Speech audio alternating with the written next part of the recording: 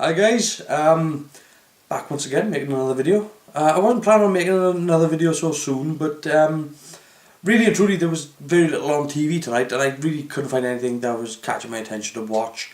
I had gone through a couple of videos on YouTube and so on, but I really couldn't find anything that really caught my attention. So I was sitting down and I was having a little think about Star Wars, because we're only a couple of months away now from the next Star Wars film, The Last Jedi. And I thought maybe I'll turn the camera back on and just have a bit of a chat about Star Wars before I go to bed. So, like I said, we're a couple of months away from The Last Jedi. It's not long, it's not too far away. And you know what? I am quite excited for it. I am quite sort of like in the mood for a bit of new Star Wars. I guess things like Rebels has sort of picked me up for it, and obviously Rogue One. But I think I need to talk a little bit first about The Force Awakens, because I'm one of those people that really, I didn't like The Force Awakens. I didn't enjoy it. The first hour of the film, look, here's the thing, right? The first hour of that movie, I thought was some of the best Star Wars I'd ever seen. I had got up early in the morning. I had booked my tickets about 2 months in advance, the day they were on release. I booked my tickets for that movie the day they were on release. I was up first thing in the morning to go to the cinema. I was watching it at the first showing. I was, up at the crack of dawn, 2 hours in traffic.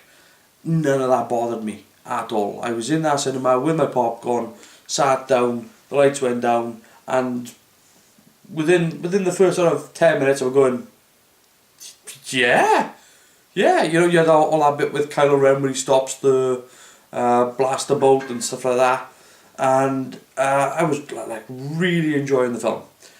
And then it got to the scene, well, you had all the stuff with Finn, with him escaping with Poe Dameron and all that sort of stuff, and then went to Jakku, and you had Finn crossing the desert, and it cuts to Rey, and she's sort of cleaning out all the stuff and cleaning up all those parts and everything, and she comes across BB-8, and you get all that, and then obviously they come under fire, and then they steal the Millennium Falcon, and like, that's pretty much the end of the film for me. That's pretty much it. Because after that scene, when the door opens and Han Solo and Chewbacca step on board the Millennium Falcon, for me that's where the film falls apart. And it really does fall apart for me. They just broke orbit in the Millennium Falcon. He's been looking for the Falcon for years, and all of a sudden, now that they've broken orbit, oh, there it is. And Han Solo just shows up and gets it back again. And then you get that awful scene with those giant man-eating meatballs and Kanja Club. It's a terrible scene. That is bad, like really bad. And the worst thing then, really for me about The Force Awakens was the fact that it kept sort of going, making you ask questions and going, we'll explain it next time. There was this stuff like, why was Rey left on the planet? Well, we'll explain that next time. Okay. Why is Rey so in touch with the Force? We might explain that next time. Alright. How did Maz Kanata get hold of Anakin's lightsaber? That's a story for another time. So it was like, if you're going to explain everything next time, like, why is Kylo Ren a bad guy? Why did he, turn against Luke? Why was he seduced by Snoke? We'll explain it next time. They left so much stuff to explain next time that I'm thinking, what if you're going to explain everything in the next one? Why am I watching this one? So yeah, I just felt it was a bad film, and what annoyed me about it was the fact that I had spent a long time defending J.J. Abrams, and I had done it on a couple of occasions, whereby it was like, not just with The Force Awakens, but before that, where it was like, he's a new director, give him a shot with Super 8. And I saw Super 8 and it was like, Jesus, I think Richard Donner and Steven Spielberg are going to sue. And then after that, then it was sort of like, look, give him a chance with Star Trek, okay? I like what I see in the trailers. I think it looks really cool in the trailers and all that. And I thought, give him a chance. It's Star Trek. He's not a Star Trek fan, we know this, but we'll give him a chance. And then, of course, I saw Star Trek and it was just like, am I the only one who thinks this is Star Wars Episode 4? Like, really? So it's like, yeah, it didn't do very well for me. And then he had Down Into Darkness, and I was like, I'll forgive him for the previous Star Trek film. Let's watch this. Let's get through this. And I watched it, and it was Star Trek 2: Wrath of Khan, and I'm like, holy shit! Now he's actually copying dialogue. So I was like, it's bad. So then when it was like, I saw The Force Awakens and it was J.J. Abrams, it was like, okay, alright, he's not a Star Trek fan, I'll give him that, but he's a Star Wars fan. So, I don't think he's going to let anything cock up Star Wars, and I don't think Disney are going to let him cock up Star Wars. Let's give him another break. And of course I saw The Force Awakens and it was like, well, no, this is the second time he's made Star Wars Episode 4. He's made the same film twice. So that didn't thrill me. But now that you've got Rian Johnson on The Last Jedi, what I'm seeing from The Last Jedi, and again, this goes back to what Gareth Edwards did with Rogue One, which was to tell a self-contained story within one film, which is what they should have done with The Force Awakens, by the way. They should have wrapped everything up so that everything was explained by the end of the film, and then left you with something extra to go into the next movie. So yeah, with what Gareth Edwards did was with Rogue One, sort of bolstered my confidence for Star Wars. And then find out that Rian Johnson was doing The Last Jedi, and everything I've seen from The Last Jedi looks really good. Like it really does look very, very good. I'm not sure of the direction that he's going to take it. I'm not sure that he's going to do his version of Empire Strikes Back.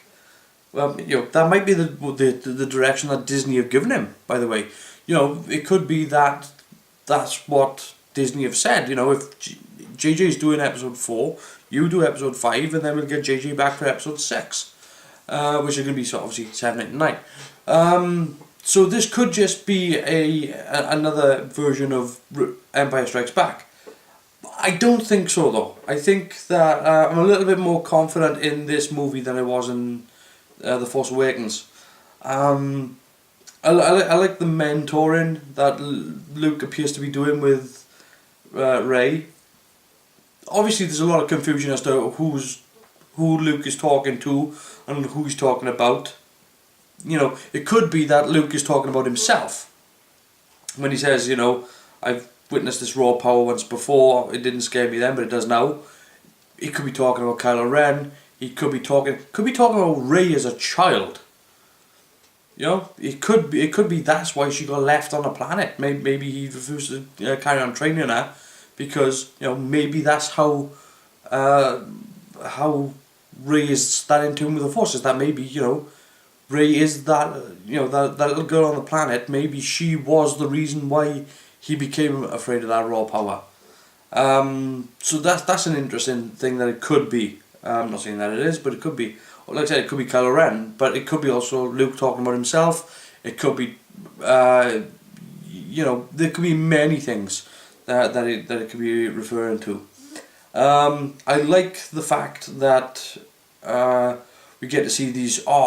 There's a beautiful shot with Kylo Ren standing in the bay, and you've got all that. I think it's Snoke's ship, right? I don't know for sure, but I think it's Snoke's ship, and there seems to be some sort of construction factory, and you can see those ships with all the AT-ATs hanging either side. You got like rows of AT-ATs hanging for AT-AT drop ships.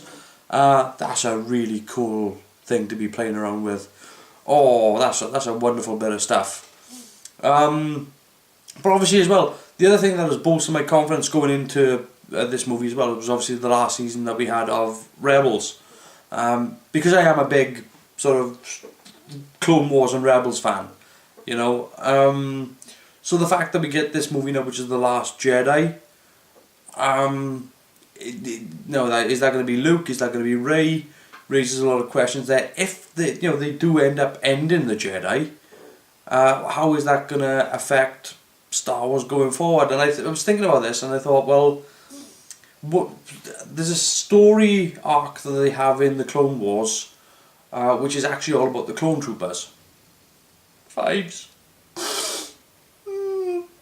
No, I get caught up. But it's a brilliant story arc.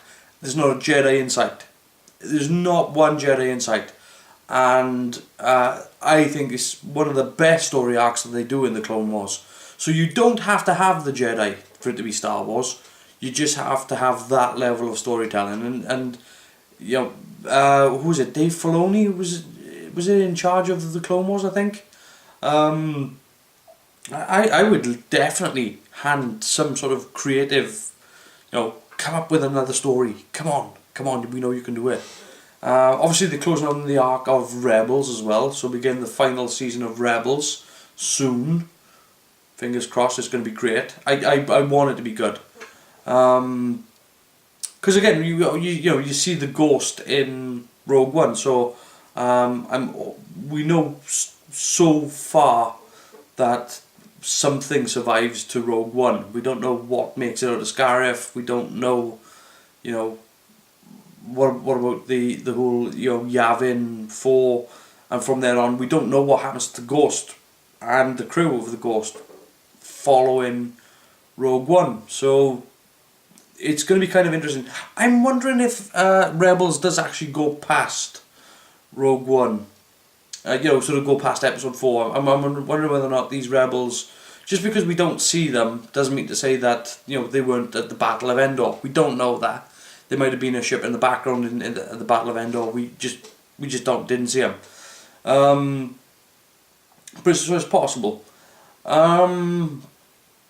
But yeah, then we after episode 8 then, which is after seeing The Last Jedi now, it'll be, hopefully this movie will be the movie that explains stuff, because I don't think they need to ask any more questions when it comes to the Last Jedi. I think now they need to start explaining the questions that have already been asked.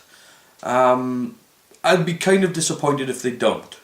At least if they don't start explaining what happened with Kylo Ren, what happened with Rey, Rey's parents, or how she got left on Jakku, or how she's so strong with the Force, or definitely how the hell Maz Kanata got hold of Anakin's lightsaber. I would like some of those questions answered, and I hope that The Last Jedi does it. If it doesn't do it, if it's still a great film, then obviously I'm going to be like, it's a shame they didn't answer those questions, but it's a great film, so what the hell. But I genuinely think that they should be answered in that film, again some of them. But then you go on to episode 9, and again they've handed the reins to J.J. Abrams, and I'm not, all of a sudden I'm not looking forward to it. So I'm looking forward to episode 8, but I'm not looking forward to episode 9, just because they put J.J. Abrams in charge. I'm sorry, but I just don't think the guy's a good director. There's all this, he's a visionary, and he's got so many people blowing smoke up his ass. He must smell burning all day long. He must just be sitting in his office going, "Can you smell fire?" Yeah, I mean, I just don't think he's a good director. I don't think he's a visionary. I don't think he's a good storyteller. I think he's a good ideas man, and I think he's good at pitching. But he probably works better as a producer. He probably comes up with the idea and goes, use the idea, this, and this, go make that. And then, I think that works for him. But as for actually sitting down and directing the film, I don't think so. Now, if they turned around and said Gareth Edwards was going to direct episode 9, different story altogether then. Different story altogether. Gareth Edwards directing episode 9? Yep, I'm on board for that. I saw what he did with Rogue One. give me more. So that's kind of where I'm at with Star Wars right now, is that looking forward to episode 8, very cautious about episode 9, looking forward to the final season of Rebels. I'm curious as to what they're going to do after Rebels. And obviously, yeah, I can't leave it at that, because we've obviously got the movie that nobody wants, Han Solo. Oh, Solo. Good grief. I really don't care. I really don't want a Han Solo movie. Because, as far as I'm concerned, I got everything I needed to know out of Han Solo in episodes 4, 5 and 6. Yeah. Because, like, he was a scumbag before episode 4. He had very little in the way of redeeming qualities. And it was sort of episode 4 that redeemed him, you know? He was get up and doing his own thing, and he was leaving. And then he came back at the end, took out those TIE fighters and let Luke blow the Death Star. So it was a bit of a redemption story for Han Solo. And then we get a bit more of his redemption in episode 5. So before that, when he's just the scumbag, you know, what do they call, smuggler? Do I really care about that story? No. No, had they changed Han Solo out for Hondo, yeah, I'm all for that. I'd be much more interested in seeing a Hondo movie than a Han Solo, because I don't like the same shit being rehashed at me and thrown at me. Now, I am looking forward to the Obi-Wan movie, by the way, which is a different thing. Why am I looking forward to the Obi-Wan movie? It's hard to say, really. I just think that the Obi-Wan movie is going to be a bit more swashbuckling, and Obi-Wan is a bit more of an endearing character. And I think that's really the problem, is that, you know, when you watch the Solo movie, you're going to essentially have to watch a movie about a guy who's just a dick for 2 hours. You know, and if they don't make him that, then it goes against what we know about the character from the original Star Wars movies. So, yeah, I'm kind of looking forward to the Obi-Wan movie. I'll be fascinated to see what they do with that. But there are other characters I would like to see. You know, I'd be okay with an Asajj Ventress movie. You don't always have to make the movie about the good guys. And making a movie about Asajj Ventress would be very interesting. That would be a very interesting movie. So yeah, because it's not very often you get movies where the bad guys win, you know. And it would be nice, because I don't know about Asajj Ventress being a bad guy now. Is she a bad guy now? Anti-hero? Just a tough bitch, maybe.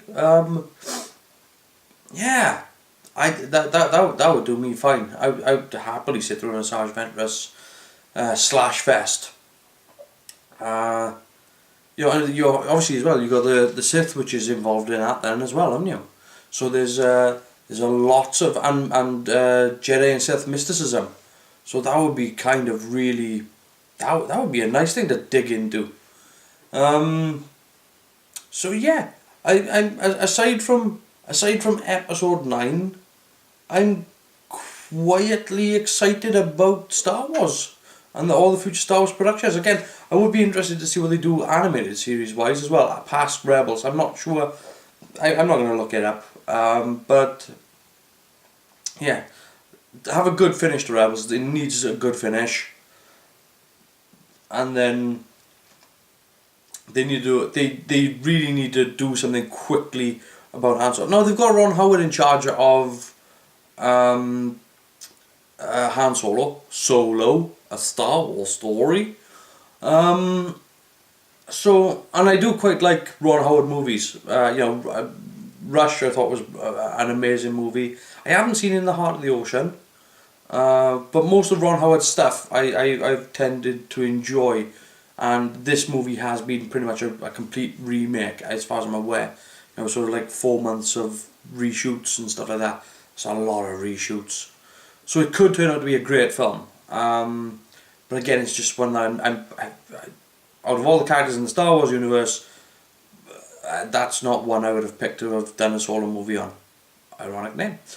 So yeah, quietly confident about the Star Wars universe. Looking forward to The Last Jedi, provided that it does answer some of the questions that were raised in the last Star Wars movie.